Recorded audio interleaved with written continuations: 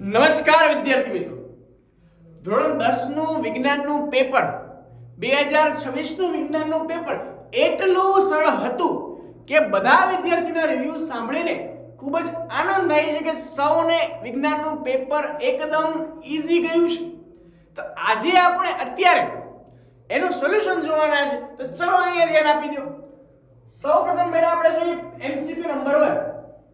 એક દ્રાવણ ભૂરા લિટમસને લાલ બનાવે છે તો તેની pH લગભગ કેટલી હશે? બેટા pH ની વાત આવે તો આપણને એટલી ખબર છે બેટા ભૂરાને લાલ બનાવે એટલે બેટા એસિડ હોય. તો એસિડ ની બેટા pH કેટલી હોય તો કે 0 થી 7 ની વચ્ચે. તો બેટા કોણ તમને દેખાય છે? કોઈ દેખાય છે 0 થી 7 ની વચ્ચે? હા સર દેખાય છે. કોણ દેખાય છે? તો કે વિઠ્ઠલ તીડી દેખાય છે.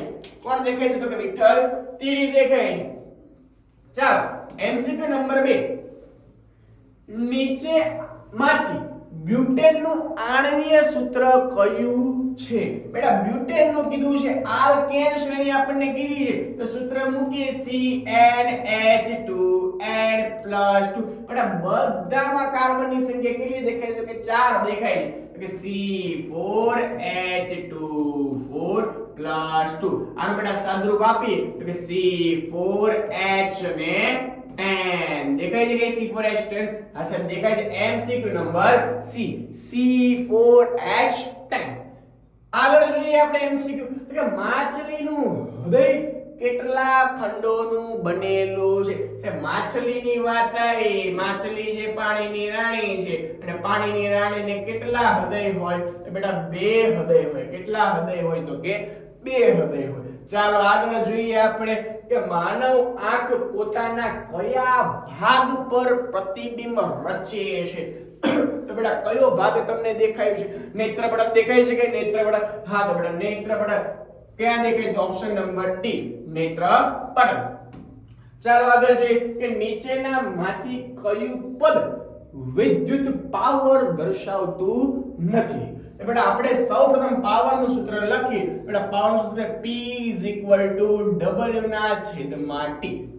બેટા આપણને વિદ્યુત સ્થિતિમાનનું સૂત્ર ખબર છે કે V W ના છેદમાં બેટા Q થાય.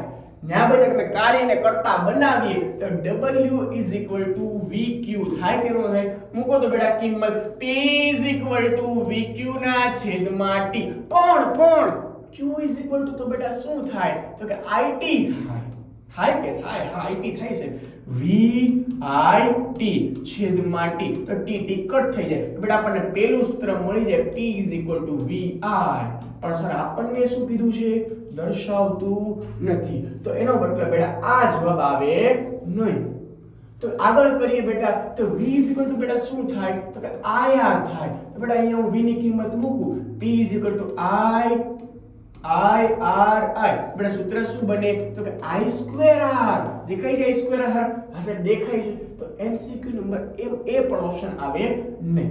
હજી છે મૂકું તો કે I V ના છેદમાં R થાય. પણ સર અહીંયા સ્ક્વેર છે તો બધી આપણે સ્ક્વેર મૂકી દઈએ, અમને કોઈ વાંધો છે નહીં. બેટા કિંમત મૂકું P V² ના છેદમાં R² ગુણ્યા R. R કટ થઈ ગયો તો સૂત્ર શું આવ્યું? P V² ના છેદમાં R. તો બેટા MCQ નંબર C પણ કેવો છે? સોરી ઓપ્શન નંબર C પણ બેટા કેવો છે? તો કે સાચો છે. તો બેટા કોણ ખોટું છે?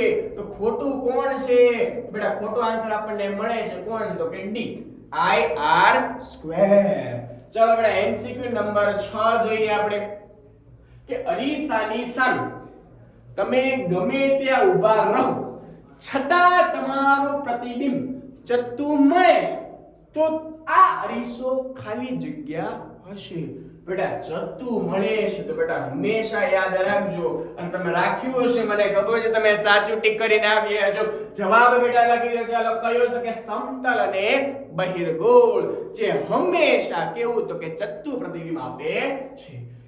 ચાલો બેટા લખીએ ખાલી જગ્યા ઉપર થોડક જઈએ આપણે તો કે 7મા નંબરનું છે બ્યુટેનોન. 4 કાર્બન ધરાવતું સંયોજન છે કે જેમાં ક્રિયાશીલ સમૂહ ખાલી જગ્યા. બેટા બ્યુટેનોન તમને આપી દો છે. કોણ આપી દો છે? બ્યુટેનોન. બેટા ઓન પ્રત્યય લાગે છે.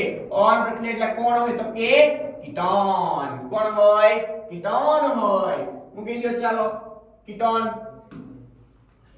આઠમો બેટા 1 kilowatt hour is equal to ખાલી જગ્યા બેઠે બેઠો આપેલો છે 1 kilowatt hour is equal to 3.6 ગુણ્યા 10⁶ જૂલ.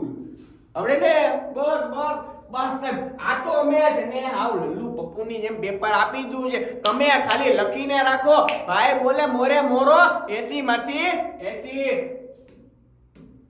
ચાલો બેટા એ ખાલી જગ્યા 9 શું આપેલું છે આપણને તો કે અર્ધવાહક પેશી દ્વારા પ્રકાશ સંશ્લેષણના દ્રવ્ય નિપેજનું વહન ખાલી જગ્યા કહેવાય છે. બેટા નિપજોના વહનને શું કહેવાય? શ્વસન કહેવાય. શ્વસન નહીં સર, આ ભેગું થતું નથી, આ વાત ગળે ઉતરતી નથી. બાષ્પોત્સર્જન કહેવાય, આ પણ વાત ગળે ઉતરતી નથી. તો ગળે ઉતારી લો. શું ઉતારી લો? તો બેટા સ્થળાંતર કહેવાય. શું કહેવાય? તો કે સ્થળાંતર કહેવાય. 10મો નંબરમાં છે પિતૃના લક્ષણો. પિતાશ્રી પિતૃના લક્ષણોમાંથી પ્રાપ્ત થતા સંતતિમાં ઉતરે. કોણ ઉતરે છે લક્ષણો? તો કોણ ઉતારે છે? તો બેટા જનીન ઉતારે છે. કોણ ઉતારે છે? તો કે જનીન ઉતારે છે. ચાલો જોઈએ 11મી. એક ગોળીય અરીસાની ત્રિજ્યા કેટલી આપેલી છે તમને બેટા? આર આપી દો, રાવડી રાઠોડ આપી દો છે. કેટલો આપેલો છે કે 40 સેન્ટીમીટર તમને આપી દો છે. કેન્દ્ર લંબાઈ f તમને શોધવાની કીધી છે. બેટા સૂત્ર છે r = 2f. તમને કેન્દ્ર લંબાઈ આપી છે 40. બગડાને લાવો નીચે. તો f બરાબર બેટા તમને કેટલા મળે? તો કે f = 20. દેખાય છે 20 કે દેખાય છે? હા છે, મળી ગયો. હાલો 20, કોઈ વાંધો નહીં. હા આગળ ધ્યાન આપી દે. તો કે કોપર અને ઝિંકની મિશ્ર ધાતુ ખાલી જગ્યા છે. બેટા કોપર તાંબુ અને ઝિંક એટલે કે જસલ, બંનેની મિશ્ર ધાતુ બેટા કઈ છે? તો કે પિત્તળ. કઈ છે? તો કે પિત્તળ. સાચા છે કે ખોટા? સર અમે તો સાચા છે, પેપરમાં ખબર નહીં, અમે તો 80 માંથી 80 લાવવાના છે. ચાલો નીચે આપણે વિધાનો સાચા છે કે ખોટા છે? આયોડિન ધાતુ છે. હા માની લીધું આપણે, મને કોઈ વાંધો છે નહીં. ચળકટ ધરાવે છે, ધરાવે છે ખરું. કાચના પ્રિઝમ વડે શ્વેત પ્રકાશના વિભાજનની ઘટનામાં લાલ પ્રકાશ સૌથી વધુ વાંકો વળે નહીં છે. આ વાત પણ ગળે ઉતરતી નથી. કેમ નો ઉતરે? કારણ બેટા જાંબલી રંગ સૌથી વધારે વાંકો વળે છે, લાલ રંગ વળતો નથી. એટલા માટે બેટા અહીં આન્સર કોણ આવશે? તો કે ખોટું. સી, જે બાળકને પોતાના પિતા તરફથી વાય રંગસૂત્ર વારસામાં પ્રાપ્ત થાય તો કે છોકરો. સાહેબ અમે તો નાના ધોરણથી ભણતા આવ્યા છે. તો કે x એટલે કોણ થાય? તો કે છોકરી થાય. અને બેટા xy એટલે કોણ થાય? તો કે છોકરો થાય. છોકરો દીકરો ઘરનો લાડલો. આગળ જોઈએ તો કે એસિડ કેવું છે? તો કે પ્રબળ એસિડ આપણને આપેલું છે. બેટા કયું એસિડ આપેલું છે? તો કે પ્રબળ એસિડ આપેલું છે. અને બેઝ કયો છે? કે નિર્બળ. અને આપણને પૂછેલું pH નું મૂલ્ય 7 થી વધુ હોઈ શકે? નો હોઈ શકે. કેમ બેટા? પ્રબળ આપી દીધો છે.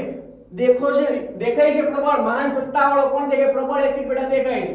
પ્રબળ એસિડ હોય એટલે બેટા pH કેટલી આવે? તો કે 0 થી 7 ની વચ્ચે. અને આપણને કીધું છે 7 થી વધુ, જે કોઈ દિવસ શક્ય છે નહીં. એટલે બેટા અહીંયા પણ કોણ આવે જવાબમાં? તો કે ખોટું. ચાલો 1 માર્ક્સ ના પ્રશ્નો જોઈ લઈએ. કાઈ લેવાનું છે નહીં, પણ જોવા ખાતર જોઈ લઈએ. શું છે પહેલો પ્રશ્ન?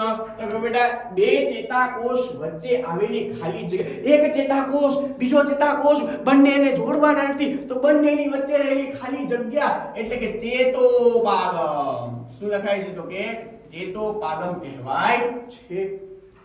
અને આનો વાસ્તવિક સૂર્યાસ્ત અને દેખાતા સૂર્યાસ્ત વચ્ચેનો સમયગાળો આશરે કેટલો હોય છે?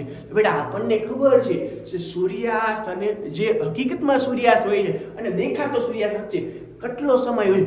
માત્ર 2 મિનિટ. સર 2 મિનિટમાં 5 MCQ સોલ્વ થઈ જાય. હું વાત કરું છું. આ બેટા કેટલો જવાબ આવે? તો કે 2 મિનિટ. ચાલો આગળ જોઈએ. મેન્ડલના વટાણાના પ્રયોગ બીજી પેઢી દરમિયાન મળતી સંતતિના બંધારણ double T, capital T, small T અને બંને સ્મોલ ટી છે. તો આમાંથી પ્રભાવી બંધારણ અને પ્રચ્છન્ન બંધારણ અલગ પાડો. લલ્લુ બપ્પુ બેટા ટી, કેપિટલ ટી અને સ્મોલ ટી આ બંને બેટા કેવા છે? તો કે પ્રભાવી. કેવા છે? પ્રભાવી ઊંચા લક્ષણો છે. કેવા છે? પ્રભાવી ઊંચા લક્ષણો. અને બેટા બંને જે સ્મોલ ટી છે એ બેટા કેવા છે? તો કે પ્રચ્છન્ન નીચા લક્ષણો છે. કેવા છે? પ્રચ્છન્ન નીચા લક્ષણો છે. મળી ગયો જવાબ. ચાલો બેટા હવે જોઈ લે કે વિદ્યુત સ્થિતિમાનનો તફાવત માપવા માટે બેટા કોનો ઉપયોગ થાય છે? બેટા આપણને સૌને ખબર છે કે વોલ્ટમીટરનો ઉપયોગ થાય છે.